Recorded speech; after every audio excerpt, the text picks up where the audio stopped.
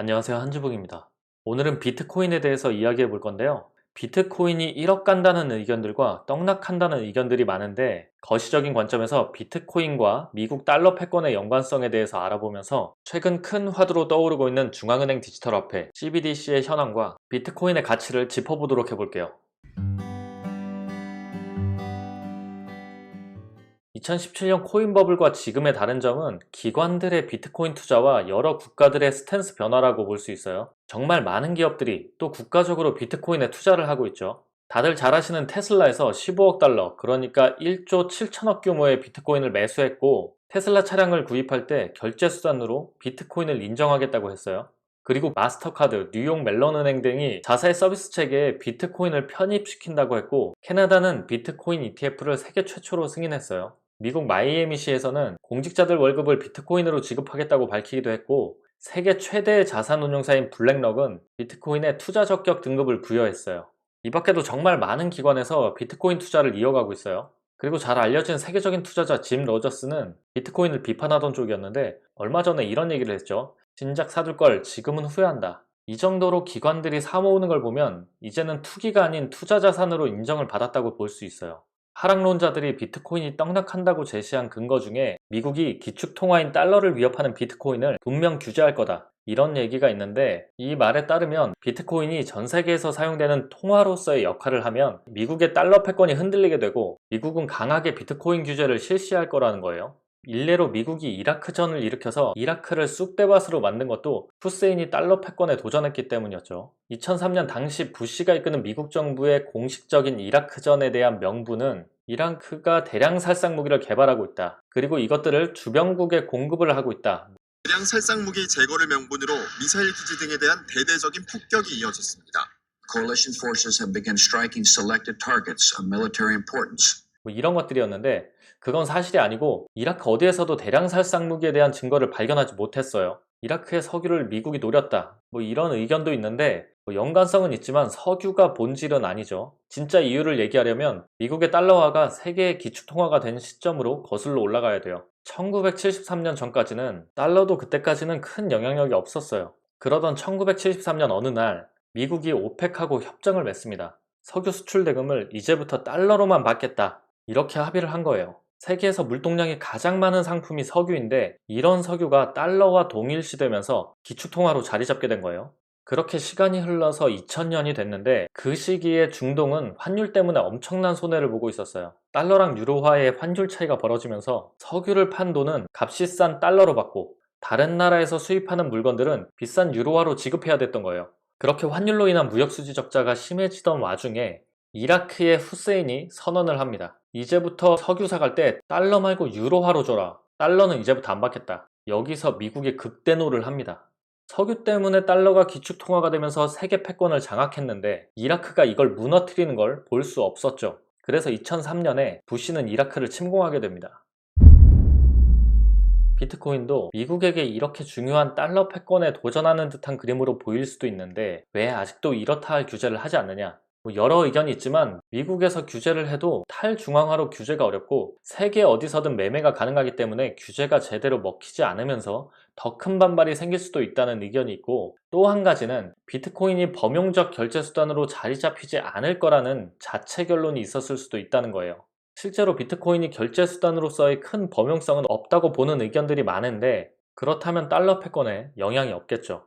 오히려 문제가 되는 건 중국의 CBDC인 디지털 위안화인데, 그 얘기는 잠시 후에 다시 하도록 하고, 미국의 비트코인 기조를 보면 2017년에 미국 상품선물거래위원회가 비트코인 선물 거래를 허가했어요. 그리고 2020년에는 은행의 비트코인 서비스 창구 운영을 허용하면서 규제보다는 수용하는 입장을 보이는 형국이죠. 정리하자면 비트코인은 실생활에서 결제 수단으로 사용되기는 기능적으로나 정치적으로나 어려울 것으로 보여지고, 투자 상품의 하나로 메이킹 되어지고 있다, 이렇게 보시면 될 것 같아요.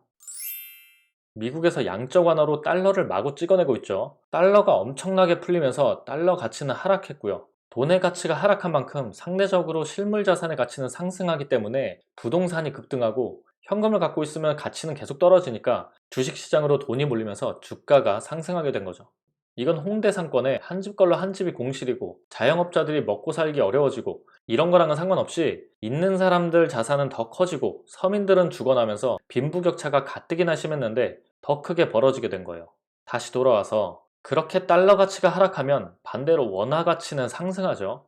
그럼 수출 기업에 엄청난 타격이 생겨요. 예를 들어서 1달러에 팔던 물건이 1,000원을 받을 수 있었는데 원화 가치가 상승하면서 1달러에 팔던 물건으로 800원을 받게 되니까 물건은 한 개 팔 때마다 예전보다 200원씩 손해를 보는 거예요. 그래서 달러 가치 하락은 수출 중심 국가인 한국에 악영향을 끼치기 때문에 한국 정부도 돈을 풀어서 올라간 원화 가치를 떨어뜨릴 수밖에 없는 거예요.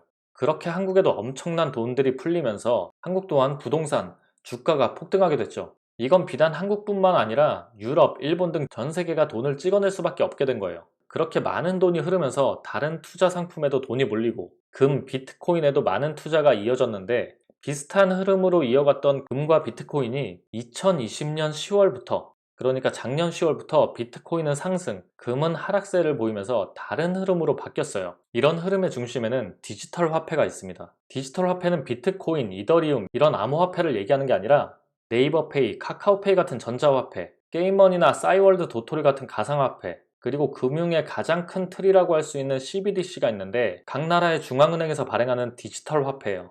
이 CBDC가 디지털 위안화, 디지털 달러를 말하는 거죠. 디지털화는 세계적인 흐름인데 화폐 또한 디지털화 될 것이고 그 흐름은 역행할 수 없다는 걸 미국도 알고 있을 거예요. 그래서 가장 앞서가고 있는 디지털 화폐인 중국의 디지털 위안화에 대응하기 위해서 디지털 달러를 빠르게 상용화시켜야 되고 그 흐름의 시작점에 있는 비트코인을 규제하는 건 오히려 디지털 달러가 자리 잡는 데 저해 요소가 될 수 있기 때문에 비트코인을 규제할 수 없는 거라고 볼 수도 있을 것 같아요. 앞으로 디지털 화폐가 결제 수단으로 사용되어지는 시대가 온다고 하면 비트코인, 이더리움보다는 CBDC가 사용될 거라는 의견이 많고 실제로 그런 흐름으로 만들어져 가고 있는 것 같아요. 글로벌 투자은행인 시티그룹에서는 비트코인이 국제무역의 결제 수단으로 사용될 수도 있다고 봤는데 그러면 미국이 가만히 있지 않겠죠.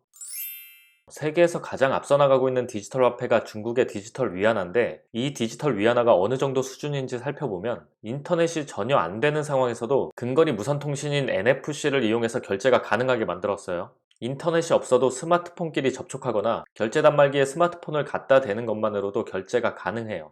현재는 중국 국민들 중에 20만 명을 선발해서 약 70억 원 정도를 나눠주고 대규모 결제 테스트를 진행 중이라고 해요. 많은 금액 같지만 1인당 디지털 위안화를 3만 5천 원 정도씩 나눠주고 결제 테스트를 하는 거예요. 아무튼 현재로서는 중국이 전 세계 디지털 화폐 부분에서 가장 앞서고 있고 한국도 디지털 화폐를 도입하기로 했어요. 한국은행을 포함해서 전 세계에 66개의 중앙은행이 있는데 그 중에 86%가 디지털 화폐인 CBDC 도입을 검토하고 있다고 해요. 중국이 이런 큰 변화를 선도하려고 하는 게 무서운 부분인 건데 이미 무역 규모는 중국이 미국을 넘어섰고 2028년에는 경제 규모, GDP도 미국을 앞설 거라고 해요. 만약에 그렇게 되면 중국이 경제 패권을 가져가고 기축통화가 위안화가 되는 거냐? 그건 아닐 거예요. 군사력과 외교력이 미국이 월등히 앞서고 있고 다른 변수들도 많기 때문에 기축통화가 위안화로 변한다. 이런 일은 없을 것 같지만 장기적으로 달러의 가치가 약화될 거라는 게 대세론이에요. 자, 이제 정리를 해보면 비트코인은 기능적인 이유와 정치적인 이유로 결제 수단으로서 사용되지 못할 거고 가치 저장 수단, 그러니까 투자 상품의 하나로서 자리를 잡고 있다. 그리고 전 세계가 주목하는 건 통화 패권에 영향을 미칠 중앙은행 디지털 화폐 CBDC다. 이렇게 볼 수 있을 것 같아요. 이렇게 큰 흐름으로 보면 비트코인이 경제에 어느 정도 위치해 있는지, 가치를 어느 정도로 봐야 할지 조금은 감이 오실 거라고 생각해요. 비트코인에 투자해야 된다, 투자하면 안 된다, 그런 개념이 아닌 거죠. 도움이 되셨다면 구독과 좋아요 한 번씩만 꾹 눌러주시면 감사하겠습니다. 더 좋은 컨텐츠로 보답드리겠습니다.